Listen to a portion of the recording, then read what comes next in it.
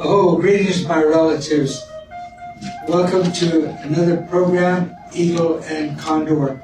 This is Tony Gonzalez, your host today, and I'm recording live, if you will, today, Thursday, April 24, 2025, in New York City at the United Nations Permanent Forum on Indigenous Issues. This is the 24th session, my relatives, and it's a flurry of activities for the next 2 weeks, but there'll be over 3,000 Indian people here from all over the world. Black Indians of Africa, white Indians of Scandinavia, red Indians of the Americas, Indians of Oceania, Indians of Asia.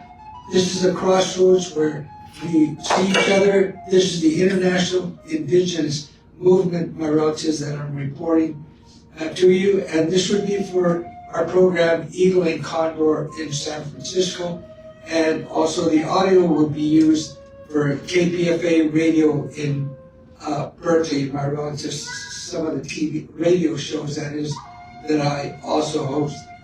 But I have been invited to some people that I know. There's Indians from all over the world talking about their issues, but I wanted to focus on North America peoples and some of the immediate issues that are at hand. And I've invited a guest speaker right here. We have Miss Casey Camp and of Ponca, Great Ponca Nation of Oklahoma, and she'll be talking to us about the rights of nature, the rights of Mother Earth. And also we have Chief Gary Harrison from Chickaloon Village, a traditional village up in Alaska, and perhaps I'll get into the more finer aspects of how Alaska is broken up. There aren't reservations in Alaska, my relatives. There are certainly indigenous people, Inuit peoples up further north, but it's broken up into corporations, if you will. So try to look that up and keep up with us as we're talking. And here we have Mr. Ron Lehman, hails from Canada, and he's also the chairman of the International Indian Treaty Council. And the International Indian Treaty Council was the first non-governmental organization credentialed here at the United Nations in 1975, I believe.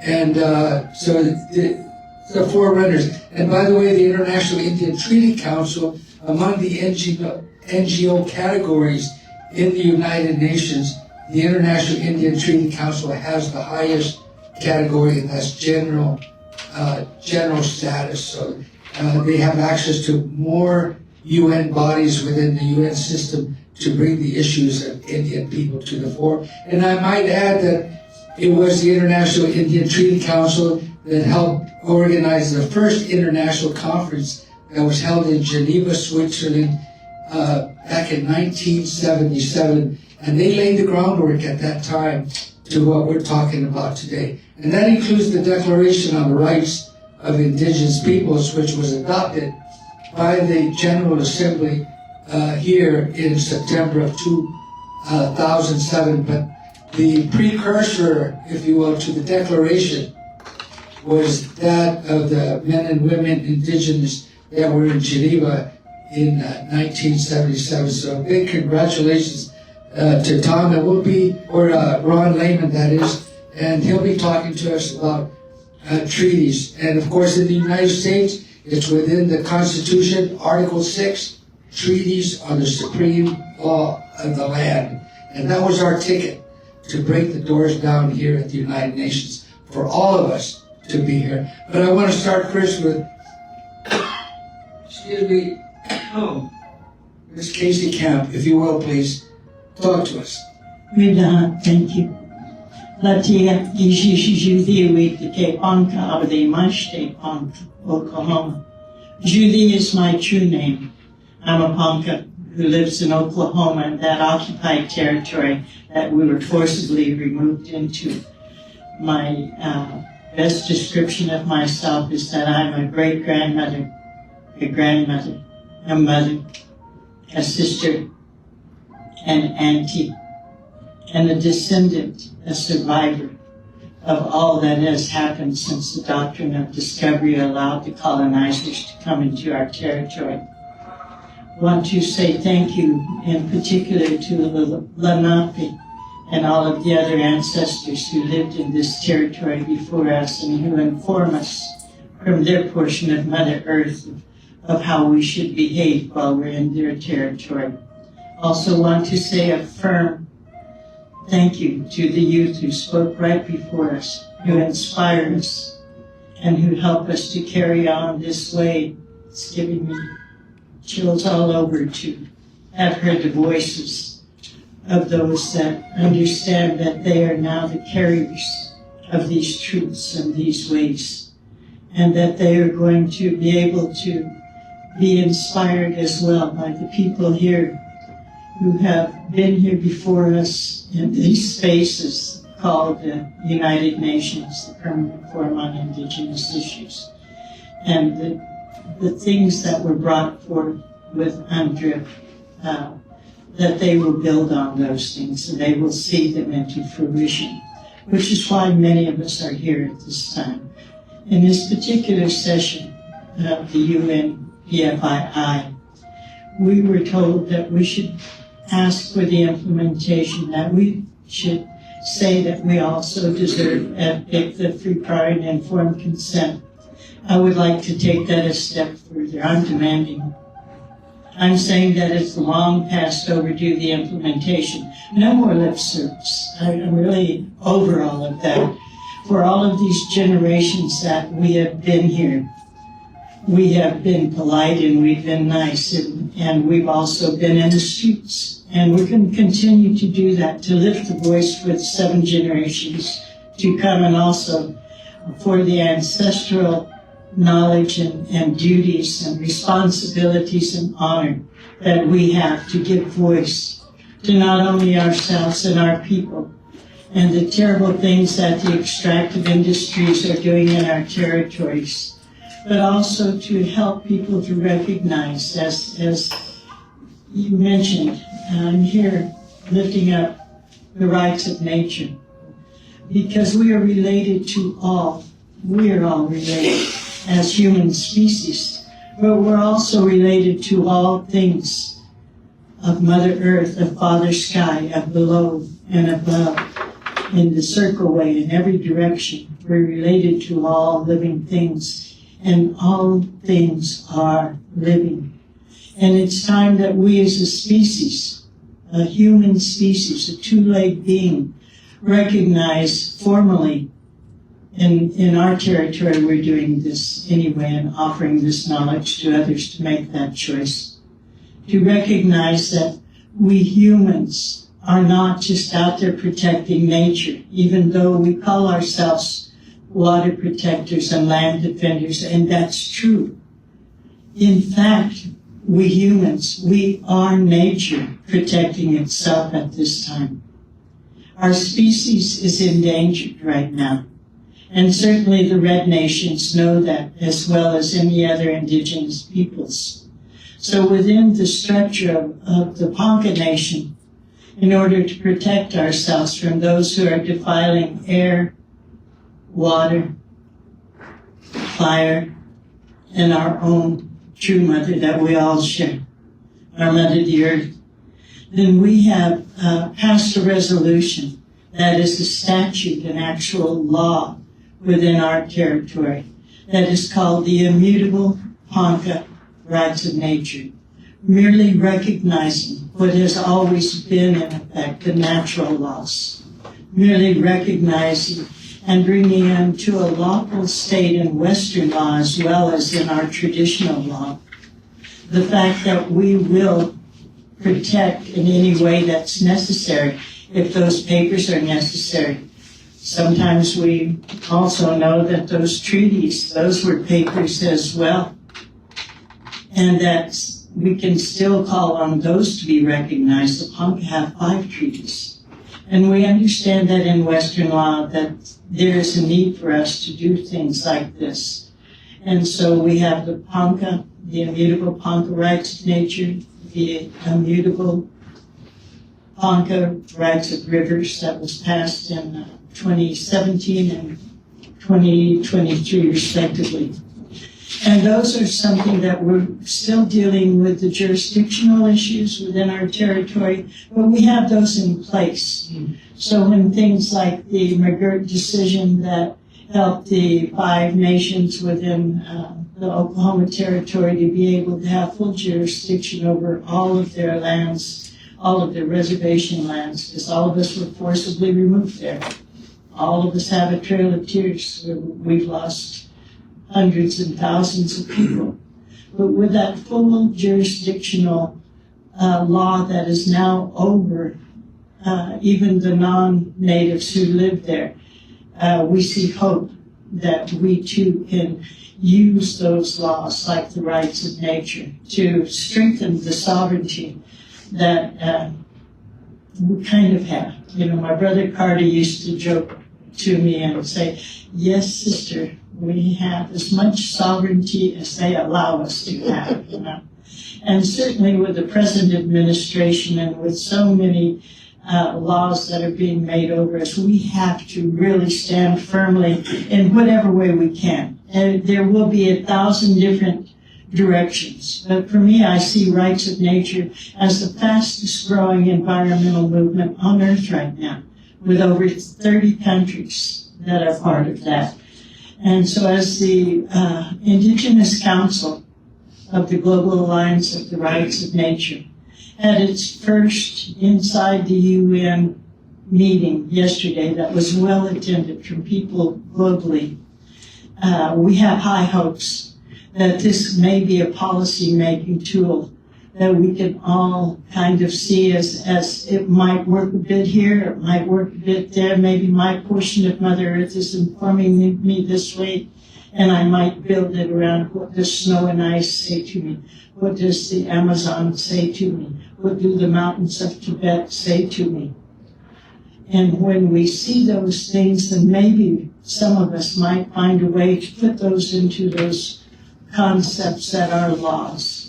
And that's why I'm here. And I'm here because I'm all those things I started with, first and foremost, even though I have official titles like the Environmental Ambassador for the Fund Nation. My truth is that I'm the hereditary drumkeeper for the Women's Society. And it's my honor and my duty as a woman to come forth with these knowledges and to protect them.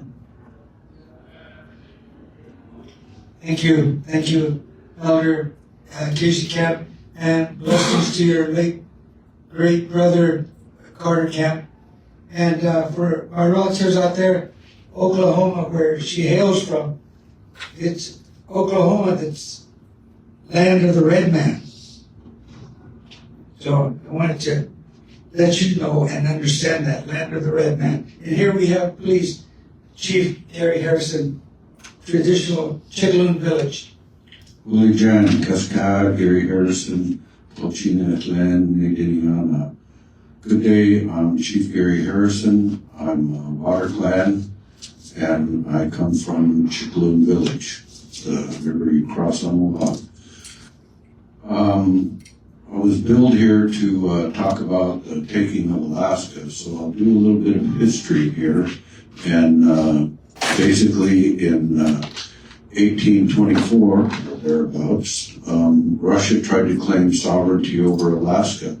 And the United States and Great Britain both said, no, you can't claim Alaska because you've neither discovered it nor have you conquered it, because they were burned out of mainland Alaska, Port Yukon, Kustatan, several other places where they were on mainland Alaska. Then in 1860-something, they signed the Treaty of Cession, and they say that that's where Russia sold Alaska to the United States. That's not true. What it says in the end of the treaty is that they're selling only what interest that they have in Alaska. And in Washington, Seward was taking a lot of stuff over Alaska, sewage, ice spots, this and that. Well, it turns out that they wrote to Russia and they said, well, what did we buy? And they wrote back the Kuznetsov Memorandum Descriptive, which basically says we never got into mainland Alaska. We only had 2 forts on 2 islands. And so therefore, they've never bought Alaska. And I used to argue with these smart people at the college. And they would say, you're right, you're right, you're right. They assume jurisdiction. And I had to think about that. And I went and looked it up in the law books. And it says without law. And I agree with that. They stole Alaska. And that's why I call it the taking of Alaska. In the 30s, they brought the colonists up. And they brought them up to where I would school at, my people's land. And so I know a lot about the colonists. And so I talk about decolonization. And they lied about decolonizing Alaska. In 1959, they had a vote for statehood. But in order for the Indigenous people to vote, you had to prove that you could speak and write English and have 5 white people sign that you were competent. So when voting for decolonization, only the original people were supposed to vote. Yet the colonists, the military, the merchants, the miners, and politicians and other ne'er-do-wells were the ones who voted for Alaska, not the Indigenous people for statehood. Then after World War II, the United States was one of them who negotiated the UN treaty, which is what we're all here today under. And in it, they were supposed to decolonize their territories. Alaska was one of those territories. So they're calling the vote for statehood the decolonization, which did not happen, as I explained. So I always call for decolonization of Alaska, and I include Hawaii many times because they've had the same rights that were trampled on in a little bit different way than in Alaska, but it was still not right what they've done there either. Then we go into 1971, where they passed the Native Land Claims Act. And this act was a hoodwink for many of our people. For instance, when they were talking about making the Land Claims Act, they were talking about things that were genocidal. They wanted to do away with the tribes in Alaska, which is a plank of genocide. Mm-hmm. So when they finally passed that act, it was not only the plank of genocide to do away with the Indigenous people's governments there and replace them with these corporations, but also they left out the children, which is another plank of genocide. So this genocidal act has been placed there, and it's disrupted many of our families. For instance, my own family sued me for 5 years, saying I was trying to destroy the corporation. In fact, I wasn't trying to, but I should have. Mm-hmm. So these are some of the reasons why I say the taking of Alaska. And the other thing that happened with the Land Claims Act is it took away the reservations that were already there. And Venati and Arctic Village were one of those reservations. They later went to court over it, and they lost, which shows that the reason they lost was because they were hoodwinked. When they thought they were voting to keep their lands, and that's not what happened. And so we've been taken advantage of on every turn when you look at Alaska. right now we're having problems with fishing and hunting. These local communities, they go out there, which are made up of the colonists. They go out there and they hunt and they wipe out the game. And they're able to hunt before we're even there. And when we gotta hunt, we've gotta compete with the sports hunters, and we don't have the funding that it takes to go out there and buy these big vehicles to get out there, because they've chased the game back so far that it takes one of these things to get there. We used to be able to hunt in our own yards. Nowadays, when it's hunting season, which is also the wrong season for hunting, they don't want us to hunt. We've got people parked in our yard and they don't care where they're at. They just go and hunt everywhere. And we have to wait. So it's problematic. When we talk about fishing, we're on the rivers. Many of us are on the rivers. There are some that are in the ocean still. But they allow the trawlers out there at the mouth of the river, scooping up everything in its path. And in it is the salmon that we depend on. And they just throw them away. They destroy them. And they don't even give them to the people on the river who are not allowed to fish these fish that they're just taking and destroying. Because when we're cut off, when fishing is cut off, we're the first people's cut off when it comes to fishing. And they're just throwing away our fish. They're destroying the fish. They destroyed the crab industry out there. These trawlers, they scrape the bottom of the ocean and they destroy everything. Last year they caught 10 killer whales. One of them survived. This is how destructive this trawling is. To me, it should be illegal because it's unconscionable. With that, I'll pass the mic. Thank you. Thank you very much, Chief Gary Harrison. You really said a lot of information to you, my relatives. All of it is true. Indians don't lie. But importantly, the theft of Alaska has been written before by many scholars, including the late great scholar Francis Boyle, who just passed away. He submitted papers to the UN.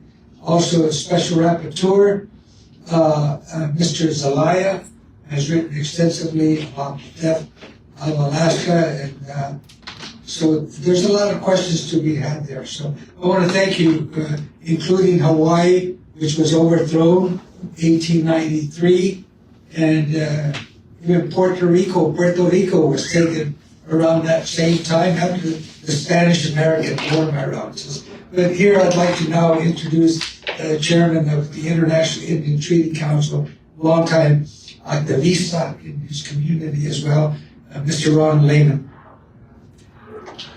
Hei, tatamihin na ho. Nas komunipita uhtihan muuta. Kivoi mioasit. Tasihtama ansligis mamokumato.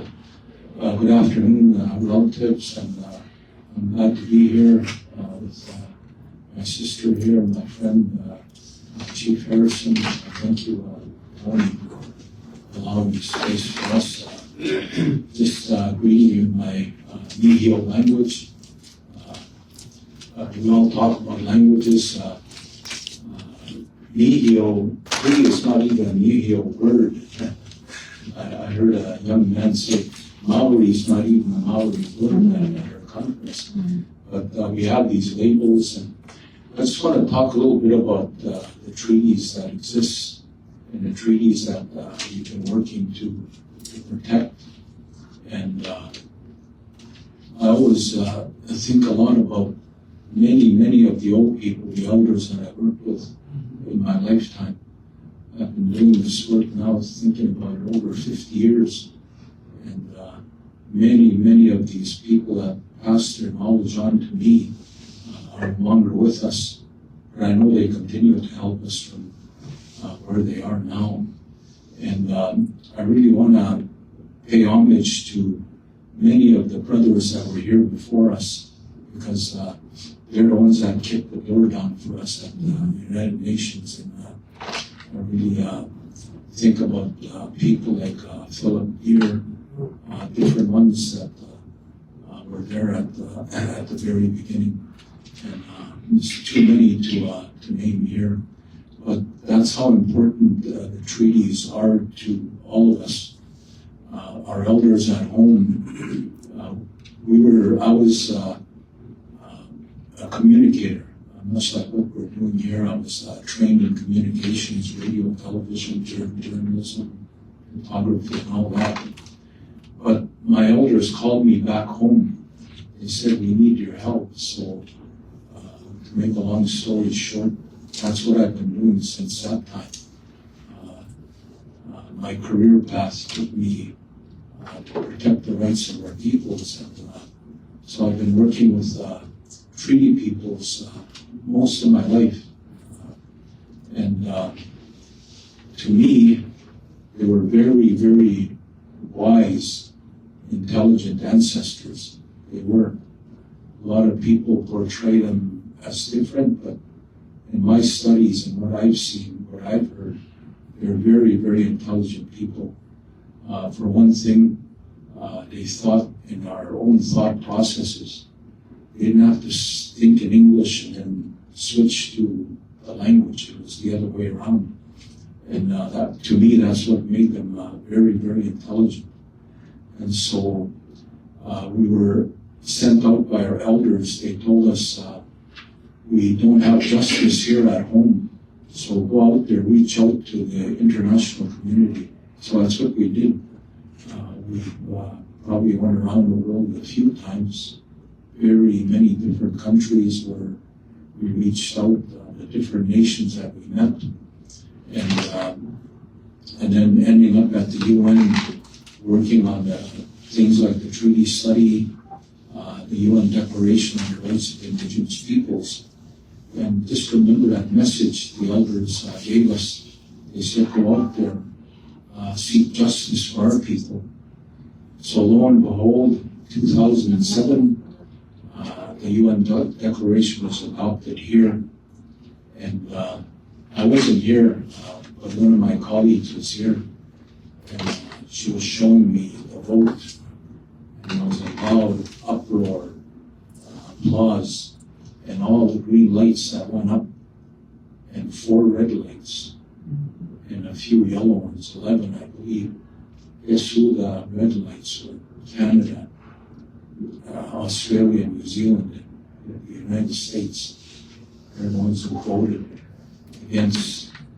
And now they came here, and it's really hard to believe these people, because a few years ago, the government of Canada came here, right, in this building, and they said, we are willing to accept the UN Declaration without qualification. That's what they said. And then the very next official that spoke said, yes, we accept the UN Declaration as long as it conforms with our laws. Now, that's not the reason why we went out here to the international community. So, to make a long story short, what Canada and US, the Kansas group, are attempting to do is take an international instrument that we worked so many years, decades on, and make it conform to their national laws. So domesticating an international instrument. And most of us are treaties. We're international. We have treaties with the Crown. So, regardless of what you heard in the news and the social media, things are not great in Canada. They're not. The whole, call it cantrip, because that's what it is. Canada adopted a UNDRIP. Us, we call it cantrip because it's not UNDRIP.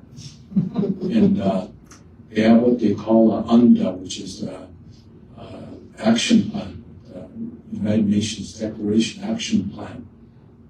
And they didn't invite or involve our treaty peoples. They were very selective in who they chose to come to these meetings to have input. And like our brothers in the global south, our brothers and sisters, they're wondering what's happening in Canada. Hey, things are great. No, they're not. They're attempting to even further marginalize our people. So the way the process is working now, you have the federal government, like here the U.S. government, provincial, which is like the states here, and municipalities like the counties here. And what they're attempting to do with our nations is put them even below these counties and municipalities. So we totally disagree with it because it's really going to affect the rights of our future generations. So I don't want to say too much more, but my ancestors were very, very great to me. That's why I still have the rights today. And like my sister here, I'm a great-grandparent now too. I have great-grandchildren. So I want to be able to be a good ancestor to all of my descendants. So that's why this work is so important to me. I've been here since I was young, like these people here. And a lot of times I was doing the running around, I was doing the writing, I was a scribe. And the older people are the ones making the presentations. So I have a big vested interest, and I think about my little great-granddaughter that lives at our house. She texts me, she'll FaceTime me, and so to me, I want to be able to live to see her have children that great allows me, and to be a great-grandparent, and to be able to leave something good for them too, including Mother Earth, that the way our ancestors left it for us. Oh, thank you very much, Ron Lehman, and he also like Elder Camp and Chief Gary Harrison have given us a lot of information, and particularly on the treaties, my relatives. In the United Nations, he referred to the treaty study. I encourage you to look that up, and it was by the Special Rapporteur, Dr. Miguel Alfonso Martinez, and Dr. Miguel Alfonso Martinez hailed from Cuba, and as a Special Rapporteur, he's passed on. But also along with the treaties and where we're at today, indeed, my relatives, there was a study in 1972, and there was a Special Rapporteur from Ecuador who was appointed by the Human Rights Commission at that time, and from Ecuador, and that was what we refer to now as the Martinez-Cobo Report in 1972. So he had a vision, and he did that study along with Augusto Williamson Diaz, a great intellectual from Guatemala, who has also passed on. But within that 72 report, the Cobo report said, in 72, mind you, that there should be a declaration on the rights of Indian people. That didn't happen until 2007. He also said in that 72 report, Cobo report, that there should be a convention, which is a whole other topic, my relatives, of the making of a convention on the rights, similar to the rights, Convention on the Rights of the Child, for example. There is no Convention on the Rights of Indian People. There is a difference, but that is to say that there's precursors to all of this action and our participation, but it was people like the Martinez-Cobo report of 72, Miguel Alfonso Martinez completed that treaty study in 1999.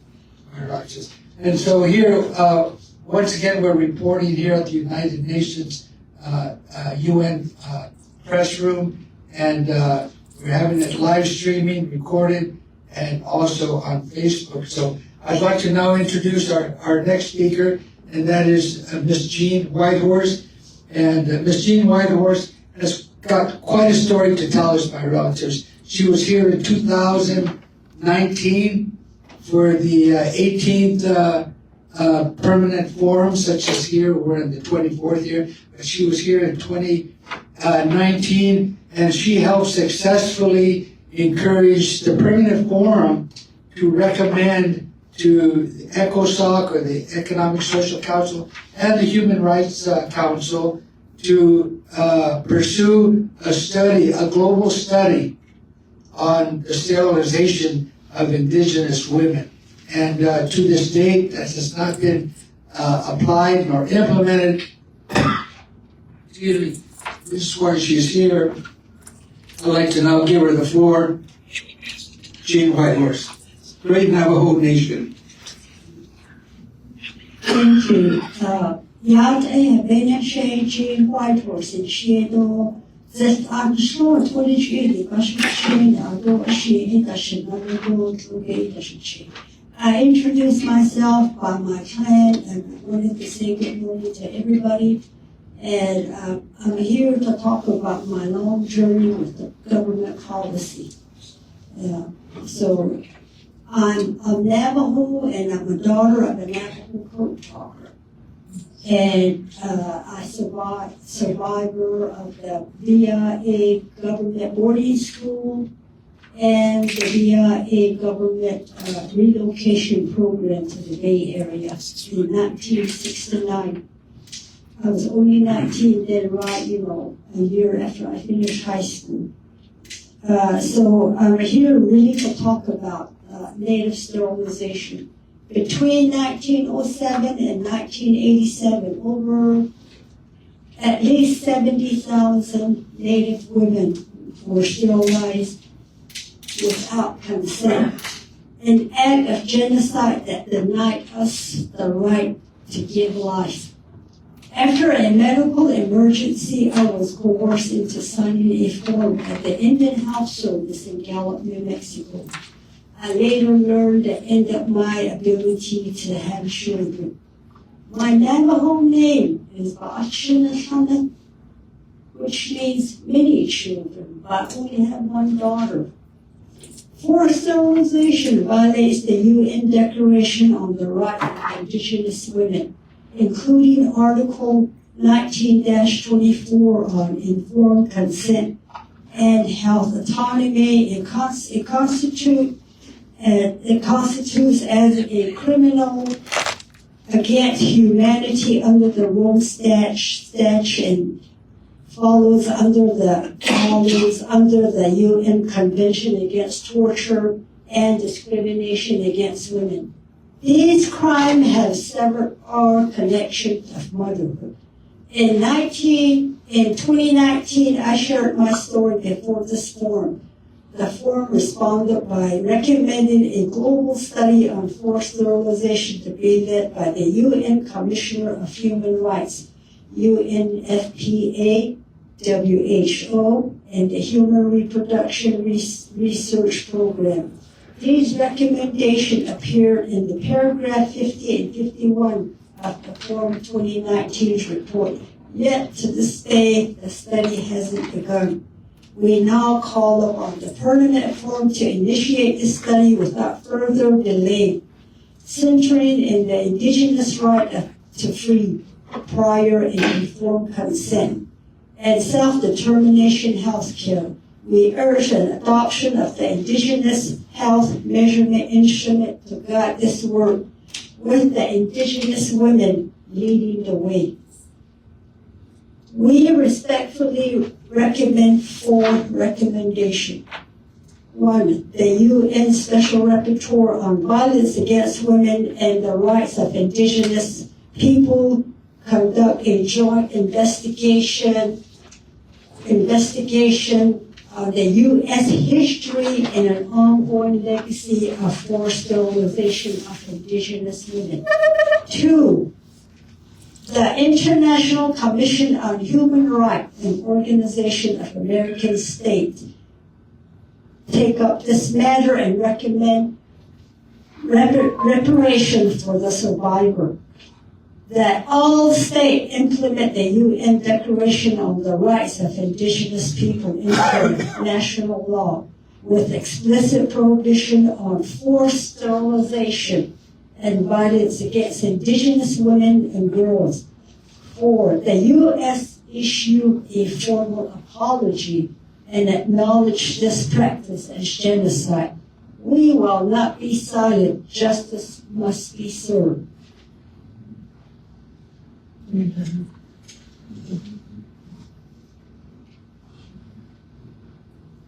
Thank you very much, Jean Whitehorse.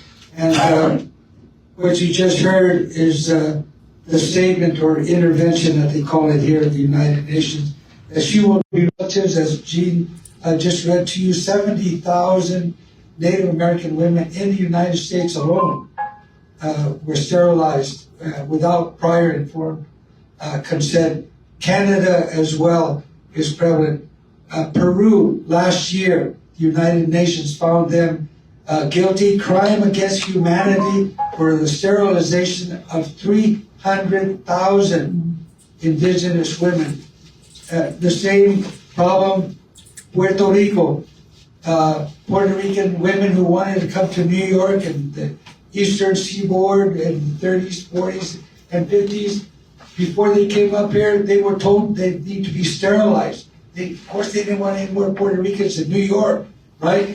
But this is to say that it's prevalent, my relatives, and it's time for a global study on the sterilization of Indian women. And I might add the American Indian movement and 4 or 5 women of the American Indian movement, WARN, W-A-R-N, Women of All Red Nation, 1974. It was led by women like Madonna Thunderhawk and others, and conducted a survey and got testimonies of indigenous women, Native American women that were sterilized. So the studies are there that has been initiated here in the United States, but indeed this is all over the world. It's equivalent to genocide, the extermination of our coming generations. Many times we talk about 7 generations, but we got to worry about the next generation, and that can't happen while these medical heinous procedures of sterilization of Indian women goes on. So I was hoping to have Tom Goldtooth here with us, the Executive Director of the Environment and Indigenous Network. He couldn't come. His colleague is here. I don't know if he's able to say a few words on sovereignty. Mr. Michael Lane, the Great Menominee Nation. Can you come up for a minute, Michael Lane, and speak on the question of sovereignty? We have limited time here within the United Nations room, my relatives, so bear with us, be patient. We're trying to take advantage of this important time. Live streaming on Facebook worldwide, and I'm recording also audio for radio, and of course the TV program that I host, Eagle and Condor in the Bay Area. For Eagle and Condor, that's on Sundays at 4 o'clock. You can come over here, Michael. Sundays at 4 o'clock, and live streaming at sfc.tv. That's like San Francisco cable, right? sfc.tv, live streaming Sundays at 4 o'clock. So please, Michael Lane, if you could say a few words on sovereignty as an advocate on the question of sovereignty.